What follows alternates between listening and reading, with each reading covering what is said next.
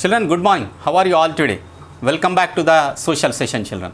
Children, we are trying to learn about the trade in the agricultural produce. In the part A, we understood about the people like Gauri and Santa, and even about small traders, small farmers, how do they sell through the Raitu Bazaars, we try to understand. But whereas in part B of trade in agricultural produce, we are trying to understand about a big market which will be established at the mandal level or at the district level, that is called as agricultural market yard. How do they bring all their produce there and how do they sell in the market yard, we try to understand. And we have come across a farmer called as Chandrasekhar who brought 60 quintals of paddy to the market yard, and how auctioning was conducted. Yesterday we have seen auctioning, Pata, Velam Pata we called it. So how it was conducted and how what is called as a minimum support price. The government decides about the minimum support price. We try to understand even about the paddy minimum support price was 1080, and the auctioning starts from there. So several traders and mill agents have visited the Chandrasekhar's heap of paddy, and they found that paddy was dry and had very little talu. Talu means the ill-filled grains. Without the grain, only the cover will be there. So such kind of ill-filled grains are called as talu. There is very little talu. The quality was very good. When the auction began, the traders and the rice millers agents raised the price considering the quality of the paddy. So Chandrasekhar got the highest price of the day, that is 1150 per quintal he got, and offered by a agent of the rice mill, a big rice mill. Many other farmers got only 1100, but whereas Chandrasekhar has got 1150, that was the highest bid of the day, and because of his quality he got it. So agricultural market yard committee officials noted down the prices laid down bid by the different traders for the paddy heaps, and they went back to the office and noted down the names of the trader and slip number of the Chandrasekhar, and informed the Chandrasekhar of the maximum rate bid by the trader for his paddy. He agreed to sell to the committee members and noted down the rate, quantity of paddy and the total amount of the to be paid by the trader on a slip and gave it to him. If a farmer is not interested in selling at the maximum price bid by the trader, he or she can wait for the next day also. There is no force. If you are not convinced with the 1150, you can also even wait. There is no force. You can wait for another next 2 or 3 days, up to 1 week also you can wait. In order to buy paddy from agriculture market yard, each trader is required to pay a fee, a license fee has to be paid, that which the rice miller and even the traders will get it from the agricultural market yard.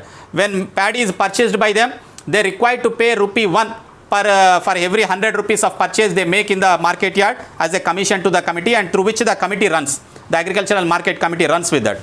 Although farmers are not required to pay anything in practice, they pay 3 rupees 50 paisa per every 100 rupees of transaction towards the unloading, cleaning and maintenance charges of the market yard. This will be deducted by the trader and paid to the agricultural market yard office itself. So the trader will does that one. So here that will be deducted from the price of the farmer itself. Several times farmers sell in the agricultural market yard. They have to spend rupees 10 per quintal of agricultural produce towards the transport and other charges. This is higher than what they pay when they sell in their villages. If they sell near their field and near the villages, this can be evaded. This they can overcome this rupees 10. They can save it. The mill agent came to Chandrasekhar, looked at the slip and paid the money, deducting the agricultural market charges. How much is the agricultural market charges, children? The agricultural market charges are 3 rupees 50 NP per 100 rupees. Per every 100, this will be deducted, and 1 rupee will be paid by the trader. This also will be paid by the trader, but this will be deducted from the farmer's amount. So at what price the Chandrasekhar sold? It is 1150 rupees. Isn't it? And how many quintals he has? He possesses 60 quintals.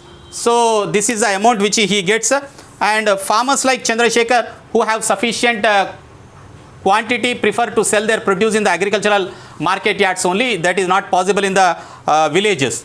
So normally there is neither a delay in the payment nor deduction of charges for the spot payment as in the villages, because in the villages if they pay on the spot, they deduct even the money also.